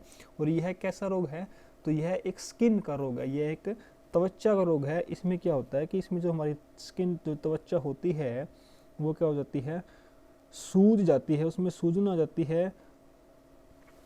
और इसमें फिर हमें क्या करना पड़ता है कि कोई भी एंटीसेप्टिक दवा होती है वो क्या करवाती है, हमें फिर इस रोग से मुक्ति दिलाती है। क्या दिलाती है, इस रोग से हमें मुक्ति दिलाती है। तो चलिए हम चलते हैं हमारे आज के अगले क्वेश्चंस पर, जो दिया हुआ है कि जीवन की उत्पत्ति, क्या जीवन की उत्पत्ति नामक पुस्तक है, इसको किसने लिखा था। ये पुस्तक का नाम है क्या, जीवन की उत्पत्ति। तो पूछा गया कि इस पुस्तक को किसने लिखा था।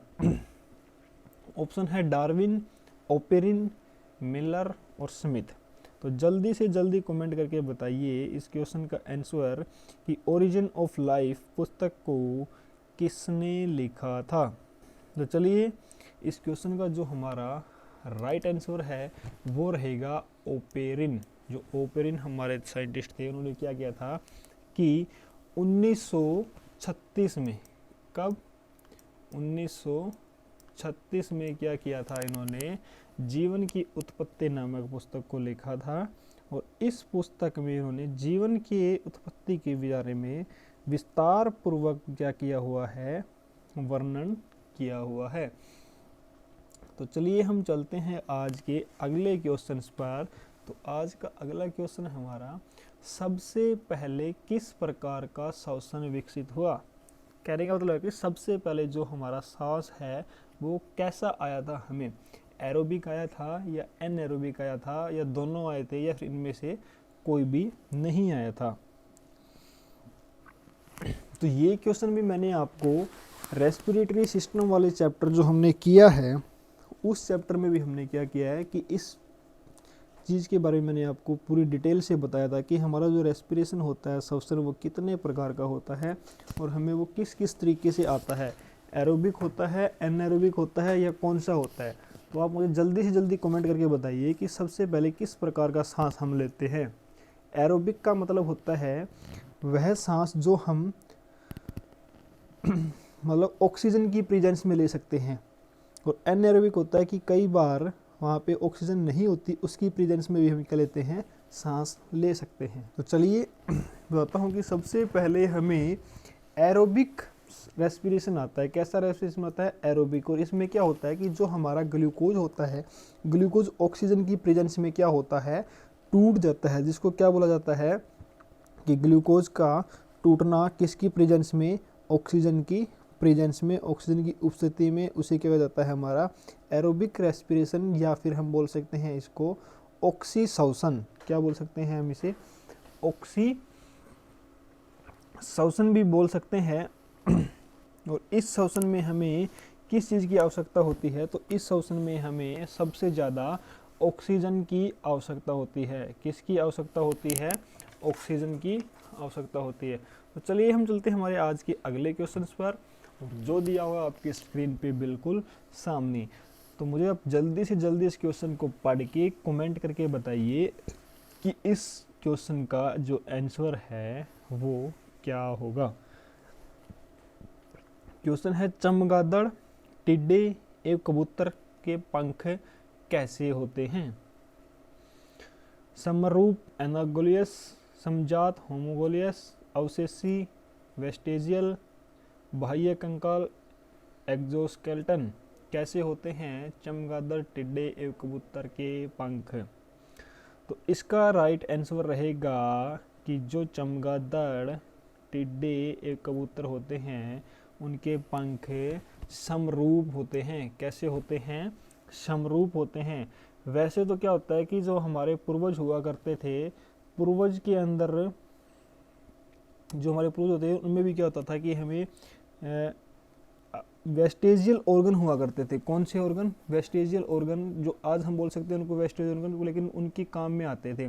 जैसे कि अपेंडिक्स हो गया, या फिर मेम्ब्रेन, आँख की जो मेम्ब्रेन है वो होगी, या फिर कि मतलब अवशेषी अंग जो पीछे हमारे पूर्वज हुआ करते थे उनमें हुआ करते थे, लेकिन जो आज हमारे इंसान है, इंसानों में भी है हमारे, लेकिन वो किसी भी काम के नहीं हैं। जैसे कि अपेंडिक्स है, अपेंडिक्स का अब हमारे बॉडी के अंदर कोई काम नहीं है। कई बार बोलते हैं ना कि जैसे हमने अपेंडिक्स का ऑपरेशन करवाया है। तो अपेंडिक्स क्या होती है कि हमारी जो बड़ी आंत होती है, जो छोटी आंत जो होती है, छोटी आंत का एक पार्ट होता है अपेंडिक्स। और अपेंडिक्स में क्या होता है कि जैसे हम पहले जो हमारे पूर्वज थे वो बंदर हुआ करते थे, तो बंदर क्या खाते थे? घास फूस वगैरह खाते थे। तो ये अपेंडिक्स क्या करती है? ये घास फूस को पचाने का काम करती है। जैसे कि आज हम इंसान हैं तो आज हम इस अपेंडिक्स को खाते नहीं हैं, मतलब इस अपेंडिक्स को घास फूस खाते नहीं है, तो अपेंडिक्स की हमें ज़रूरत नहीं पड़ती। इसलिए होता है कि जो चमगादड़, टिड्डे, कबूतर के पंख होते हैं वो क्या होते हैं? हमारे समर रूप होते हैं। और जो अपेंडिक्स है वो एक कैसा अंग है उससे पूछ लिया जाए तो वो हमारा वेस्टेजियल ऑर्गन यानी कि अवशेषी अंग है। तो चलिए हम चलते हैं आज के अगले क्वेश्चन पर। तो आज का हमारा जो अगला क्वेश्चन है क्वेश्चन नंबर 40। तो 40वां जो क्वेश्चन है ये दिया हुआ है क्या कि कौन सा पदार्थ शरीर की वृद्धि और नई कोशिकाओं के निर्माण में सबसे अधिक आवश्यक है? देखिए, ऐसा कौन सा पदार्थ है जो शरीर की वृद्धि भी करवाता हो और नई कोशिकाएं भी बनाता हो और सबसे अधिक है? तो क्या है कि शर्करा है, या फिर वसा है, लवण है, या फिर प्रोटीन है? तो देखिए, शर्करा क्या होती है? कार्बोहाइड्रेट। कार्बोहाइड्रेट से हमें क्या मिलती है? ऊर्जा मिलती है, और ऊर्जा से हम क्या कर सकते हैं? काम कर सकते हैं। तो दूसरा तो क्या होगा इसका? ऊर्जा भी हमारा मतलब नहीं होगा। वसा से हमें क्या मिलती है? वसा हमारे दिमाग के लिए बेस्ट रहती है, ये भी नहीं होगा। लवण, साल्ट हम बनाते नहीं है कोई भी। प्रोटीन जो होता है वो क्या बच गया? हमारा प्रोटीन। तो द राइट आंसर क्या होगा कि प्रोटीन्स जो होते हैं वो शरीर की वृद्धि करने में सहायक आते हैं और नई कोशिकाओं का निर्माण करते हैं। तो इसका राइट आंसर क्या रहेगा? प्रोटीन। तो चलिए हम चलते हैं आज के अगले क्वेश्चंस पर। तो जैसा कि हम बात कर रहे थे कि इस वीडियो के अंदर हम टोटल 50 ऐसे महत्वपूर्ण क्वेश्चन करेंगे जो हमारे पॉइंट के एग्ज़ाम के व्यू से भी क्या होंगे? बहुत ज़्यादा इम्पोर्टेंट है। और ये क्वेश्चन किसी ना किसी एग्ज़ाम में ज़रूर पूछे गए हैं और आशा है कि ये क्वेश्चन हमारे आगे भी पूछे जाएंगे। तो इसलिए मैंने बहुत मेहनत करके आपके लिए बनाई है ये वीडियो। अगर आपको ये वीडियो अच्छी लगी हो तो इस वीडियो को लाइक करें, शेयर करें, चैनल को सब्सक्राइब करें। और हाँ, जब चैनल को आप सब्सक्राइब करो तो बेल आइकन को ज़रूर प्रेस कर ले, ताकि जब भी हम इन फ्यूचर कोई भी ऐसी वीडियो बना करके डालें जो आपको बिल्कुल फ्री में मिलेगी, इसके लिए आपको कोई भी पैसा नहीं देना पड़ेगा। और ऐसे क्वेश्चंस मिलेंगे जो आपके एग्ज़ाम से बहुत ही महत्वपूर्ण होगी। हम किसी भी चैनल का नाम नहीं ले सकते कि किस चैनल पे बकवास करते हैं या और कुछ भी करते हैं, ऐसा हम कुछ भी नहीं कहेंगे, क्योंकि सभी चैनल पर वीडियो आती है आजकल। लेकिन हमारी कोशिश यही रहेगी कि हम आपको ऐसा कंटेंट दें जो आपके एग्ज़ाम में आए और आपका जो समय है वो ख़राब ना किया जाए। कि हमें भी पता है कि बच्चों के एग्ज़ाम के बहुत ही कम जो टाइम है बचा हुआ है, लेकिन इसी कम टाइम में हम आपको इतना कंटेंट देने की कोशिश करेंगे कि जो आपके एग्ज़ाम में आने की पूरी संभावना है। तो चलिए हमारा जो आज का 41वां क्वेश्चन है ये है कि शरीर में यूरिया का संश्लेषण संश्लेषण को बोलते हैं सिंथेसाइज कहाँ होता है? वृक्क में, वृक्क बोलते हैं किडनी में, यकृत लीवर, मूत्राशय या फिर रक्त में, कहाँ होता है? तो शरीर में यूरिया का संश्लेषण, तो देखिए जो शरीर में यूरिया होती है उसका संश्लेषण मतलब सिंथेसाइज होता है हमारे यकृत के अंदर। कहाँ होता है? हमारे लीवर के अंदर होता है। तो इसके बाद में अगला क्वेश्चन जो है हमारा वो है किस रूप में प्रोटीन का शरीर में संचरण होता है? कहने का मतलब है कि जो हम प्रोटीन्स खाते हैं उसका बॉडी के अंदर सर्कुलेशन किस रूप में होता है, संचरण जो होता है वो किस रूप में होता है? तो जैसा कि मैंने आपको पहले भी बताया था कि जो हम प्रोटीन खाते हैं उनका संचरण हमारे किस फॉर्म में होता है? अमीनो अम्ल की फॉर्म में होता है। तो इसका राइट आंसर हमारा क्या रहेगा? अमीनो अम्ल। चलिए हम इसके बाद चलते हैं हमारे आज के अगले क्वेश्चंस पर। और आज का अगला क्वेश्चन जो दिया हुआ है आपको कि कीट का उत्सर्जी पदार्थ है। देखिए जो हमारे भी इंसेक्ट्स है, कीट मकोड़े हैं, उनका उत्सर्जी मतलब एक्सक्रीटरी जो सिस्टम है पदार्थ है वो कौन सा होता है? तो देखिए आपको ऑप्शन दिए है यूरिया, एलेनीज, यूरिक एसिड या फिर अमोनिया। जल्दी से जल्दी कमेंट करके बताइए मुझे कि कीट का उत्सर्जी पदार्थ कौन सा है। तो देखिए कि कीट का जो उत्सर्जी पदार्थ होता है वो कौन सा होता है? तो वो होता है यूरिक एसिड। Uric acid. तो इसके बाद में क्या होता है कि ऐसे जीव जो उत्सर्जी पदार्थ के रूप में यूरिक एसिड्स को निकालते हैं उन्हें क्या कहा जाता है? यूरिकोटेलिक कहलाते हैं। वो कैसे कहते हैं? यूरिकोटेलिक। अगर एग्जाम्पल की हम बात करें कि कौन से एग्जाम्पल होंगे इसके, तो एग्जाम्पल होती है हमारी लिजार्ड, छिपकली, या फिर स्नेक, सांप, या फिर बर्ड, पक्षी जो होते हैं वो क्या होते हैं? कीट ही होते हैं। और वो कैसा उत्सर्जी एक्सक्रीट लगाते हैं? यूरिक एसिड का। तो चलिए हम बढ़ते हैं हमारे अगले क्वेश्चन की तरफ जो दिया हुआ आपको स्क्रीन के ऊपर, क्या कि उत्सर्जन की इकाई है। उत्सर्जन की इकाई है जो हमारा एक्सक्रीशन होता है, एक्सक्रीशन की इकाई क्या दी हुई है? ऑप्शन है न्यूरॉन, एक्सोन, नेफ्रॉन और या फिर इनमें से कोई नहीं। तो जैसा कि हम बात करें उत्सर्जन की इकाई जो हमारी वो होती है नेफ्रॉन। क्या होती है? नेफ्रॉन। उत्सर्जन क्या होता है हमारी कि किडनी का ही एक पार्ट होता है, एक्सक्रीशन में काम आती है क्या? किडनी। और किडनी की ही अगर इकाई की बात करें तो वो होती है हमारी नेफ्रॉन की। अगर आपसे पूछ लिया जाए कि जो न्यूरॉन है, न्यूरॉन किसकी इकाई है? तो न्यूरॉन जो हमारी होगी वो तंत्रिका तंत्र। किसकी इकाई होगी? तंत्रिका तंत्र की इकाई जो हमारी क्या होती है? न्यूरॉन होती है। अगर आपसे पूछ लिया जाए कि एक्सोन, तो वो क्या होता है कि एक्सोन जो है हमारा एक न्यूरॉन का हिस्सा होता है। किसका होता है? वो एक न्यूरॉन का ही हिस्सा होता है। तो चलिए हम बढ़ते हैं हमारे आज के अगले क्वेश्चंस पर। और अगला क्वेश्चन जो हमारा वो दिया हुआ है कि ऊंचाई पर मनुष्य में लाल रुधिर कणों की संख्या बढ़ जाती है क्योंकि वहाँ पे क्या होता है? देखिए कितना अच्छा क्वेश्चन दिया हुआ है कि जैसे ही हम जो मनुष्य है वो ऊंचाई पे जाता है, मतलब कहने की बात है कि वो पहाड़ों वगैरह पे चढ़ता है तो उनकी जो आरबीसी होती है, रेड ब्लड सेल्स, उनकी संख्या क्या हो जाती है? बढ़ जाती है। क्यों बढ़ जाती है भाई? देखिए क्योंकि वहाँ पे ऑप्शन जो हमें क्या दिया है कि ऑक्सीजन अधिक होता है। पहाड़ों पे ऑक्सीजन तो वैसे ही कम होता है, अधिक नहीं होता। दूसरा ऑप्शन है कि ऑक्सीजन कम होता है। जी हाँ होता है।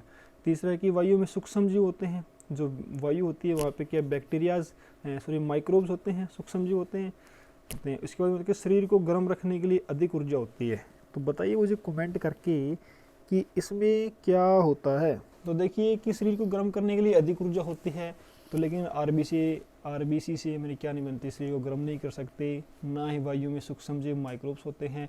तो क्या होता है, और ऑक्सीजन भी अधिक नहीं होती। तो बच क्या गया हमारा कि ऊंचाई पर चढ़ देते हैं तो हमारी क्या हो जाती है? ऑक्सीजन कम होती है। और वहाँ पे हमारी किस क्या काम में आती है?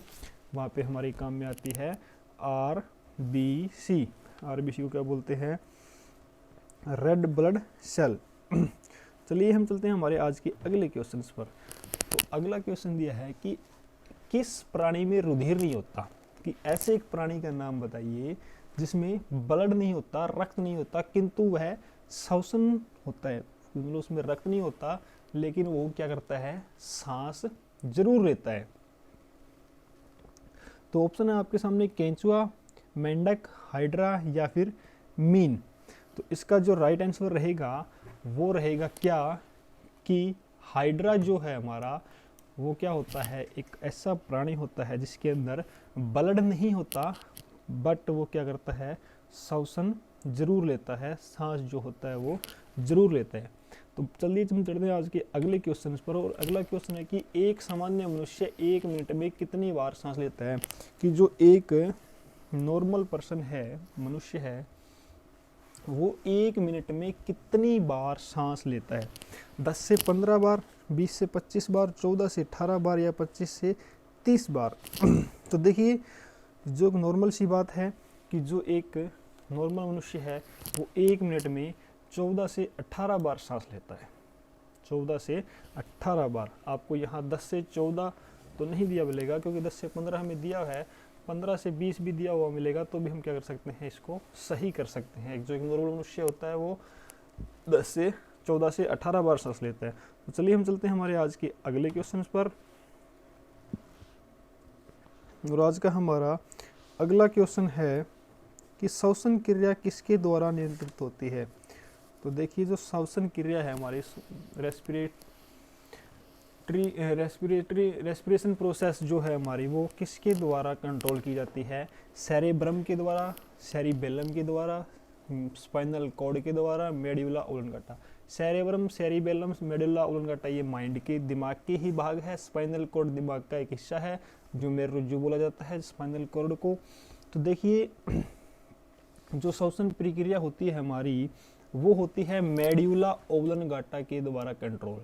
ये भी मैंने आपको बताया था कि जो हमने कौन सा चैप्टर किया था, माइंड वाला, ब्रेन वाला जो चैप्टर किया था, उस चैप्टर में मैंने आपको ब्रेन के सभी पार्ट भी बताए थे कि कौन सा पार्ट कहाँ होता है और कौन सा पार्ट क्या क्या काम में करता है। तो पहले उस वीडियो को देखें, फिर आए यहाँ पे और बताइए मुझे कि कौन सा जो होता है श्वसन क्रिया को कंट्रोल करता है। तो वो होता है हमारा मेडुला ओब्लांगाटा। तो चलिए हम चलते हैं हमारे आज के अगले क्वेश्चन पर। और आज का हमारा अगला क्वेश्चन है कि मनुष्य में निश्वासित वायु में ऑक्सीजन की मात्रा होती है। देखिए जो मनुष्य होता है वो जब सांस लेता है तो कितनी ऑक्सीजन अपने अंदर लेके जाता है, एक बार में मनुष्य है कितनी ऑक्सीजन जो है वो अपने अंदर लेके जाता है, इंस्पायरेशन करता है, और कितनी जो ऑक्सीजन होता है वो उसका एक्सहेल करता है। मतलब निश्वासित का मतलब कि वो एक्सहेल कितनी ऑक्सीजन को वापस छोड़ता है। तो देखिए कि जो मनुष्य है वो एक बार में, मतलब जो मनुष्य ऑक्सीजन लेता है तो वो 21% ऑक्सीजन को अपने अंदर लेके जाता है। 21% कितनी लेके जाता है, 21%। तो इसके बाद में वो क्या करता है कि जब मनुष्य उस ऑक्सीजन को छोड़ता है तो मनुष्य का जो शरीर होता है वो कितनी ऑक्सीजन शरीर के अंदर रखता है, तो वो रखता है हमारी सिर्फ 3 या 4%। तो कितनी ऑक्सीजन जो वो मनुष्य क्या कर देता है, बाहर निकाल देता है। तो वो जो हमारी है कितनी, 16% जो ऑक्सीजन है वो क्या कर देता है, मनुष्य का शरीर उसमें से बाहर निकाल देता है। कितनी, 16% ऑक्सीजन जो होता है वो बाहर निकाल देता है। तो चलिए हम चलते हैं आज के हमारे आखिरी क्वेश्चन पर। और आज का हमारा आखिरी क्वेश्चन है, मस्तिष्क के किस भाग में शरीर के ताप को नियंत्रण करने का केंद्र होता है। कि जो मनुष्य का दिमाग होता है उस दिमाग के किस भाग में क्या, कि जो शरीर का तापमान होता है उसको कंट्रोल करने का सेंटर होता है। मैंने ये आपको पहले भी बताया था कि अगर मस्तिष्क होता है फॉर ब्रेन, अनुमस्तिष्क होता है सेरेबेलम, प्री मस्तिष्क को कहा जाता है सेरेब्रम, और हाइपोथैलेमस। तो जो ब्रेन वाला चैप्टर हमने किया था उसमें हमने एक एक वीडियो के बारे में मैंने बताया था। तो देखिए इसका राइट आंसर होगा हमारा क्या, हाइपोथैलेमस। क्या होगा, हाइपोथैलेमस। हाइपोथैलेमस में कहता है कि शरीर के तापमान को भी नियंत्रण करता है, इसी के साथ साथ में क्या करता है, ये हमारी भूख को, प्यास को क्या करता है, जैसे हमें कहीं पसीना आता है उसे भी हमें हाइपोथैलेमस ही बताता है, अगर हमें किसी से गुस्सा आता है तो उसे भी हमारा हाइपोथैलेमस बताता है। और इसी के साथ में क्या होता है कि हम किसी से प्यार करते हैं तब भी हमारा क्या होता है कि हाइपोथैलेमस ही काम में आता है। अगर मान लो आपका कोई भी जीएफ बीएफ है, अगर आप उससे प्यार व्यार कर रहे हो तो भी हमारा उसको कुछ भी नहीं होता। कहते हैं ना कि मेरा दिल टूट गया है, तो भाई दिल कभी भी नहीं टूटता। उस टाइम क्या होता है कि आपका जो हाइपोथैलेमस है सिर्फ वही काम करता है, वही बोलता है कि सबसे ज़्यादा दुखी होता है। और क्यों नहीं टूटता दिल, क्योंकि दिल के अंदर क्या होते हैं, 4 चैम्बर होते हैं, सिर्फ 4 ही कोष्ठक होते हैं। ऐसा कोई इंसान दिखा दो मुझे जिसके दिल के अंदर 5 कोष्ठक है, 5 चैम्बर है। क्योंकि इंसान का दिल है वो कभी भी नहीं टूटता। आज आप अपने जीएफ या बीएफ से जो भी कर रहे हो तो उसमें क्या प्यार कर रहे हो, तो उसका मतलब क्या है कि आपका जो हाइपोथैलेमस है वो उसके प्रति प्यार वाली फीलिंग दे रहा है। अगर मान लो कल को आपकी उसके साथ लड़ाई हो जाती है तो वो उसके प्रति क्या देगा, हेट वाली फीलिंग्स देगा। और क्या होता है कि एक बात मैं बता दूं, इस हाइपोथैलेमस को आप लगातार किसी भी चीज़ के ऊपर 7 सेकंड से ज़्यादा ना टिकने दे, क्योंकि आपने किसी भी सुंदर चीज़ को 7 सेकंड तक देख लिया है तो क्या हो जाएगा, आपको हाइपोथैलेमस उत्तेजित हो जाएगा और फिर वो क्या करेगा कि उसी चीज़ को देखने का मन करेगा। जैसे मान लो कि आप पिछले 1 घंटे से या 1.5 घंटे से पढ़ रहे हो और आपको ये हमारी वीडियो बहुत अच्छी लग रही है। मान लो आपके मन में विचार आ गया है कि चलो अब हम चाय पीते हैं, आपके मन में एक छोटा सा विचार आया चाय पीने का, तो ये आपका हाइपोथैलेमस इतना एक्टिव हो जाएगा कि ये आपको चाय पीने को मजबूर कर देगा। तो आपको चाय पीनी ही पीनी पड़ेगी। आप अंदर बैठे पढ़ रहे हो, बाहर से कोई आवाज़ आई है तो उस आवाज़ को कैप्चर करता है हाइपोथैलेमस। अगर हाइपोथैलेमस के पास एक बार वो आवाज़ पहुंच गई है तो वो हाइपोथैलेमस आपको इतना उत्तेजित करेगा कि चलो यहाँ से खड़े हो, बाहर जाके देखो क्या करना है हमें, कि आवाज़ जो आई है वो कहाँ से आई है। तो दोस्तों कहने का मतलब यही है कि इस हाइपोथैलेमस को थोड़ा सा कंट्रोल करो, तभी हम क्या हो सकते हैं, कामयाब हो जाएंगे। आशा करता हूँ कि आपको ये वीडियो अच्छी लगी होगी। अगर आपको ये वीडियो अच्छी लगी है तो लाइक करें, शेयर करें और चैनल को सब्सक्राइब करें और कमेंट करके हमें बताना कि आपको ये वीडियो कैसी लगी है। तो मिलते हैं हम आपको एक ऐसी ही वीडियो के साथ थोड़ी सी देर में। तो आप हमारे चैनल को सब्सक्राइब कर लें और बेल आइकन को प्रेस कर ले, ताकि जब भी हम अपनी अगली वीडियो डालें तो आप तक हमारा जो नोटिफिकेशन पहुंच जाए और आप क्या कर लोगे कि आपको पता लग जाएगा कि हमारी आज अगली वीडियो किस बेस पे आने वाली है। तो तब तक के लिए जय हिंद, जय भारत, जय जवान, जय किसान।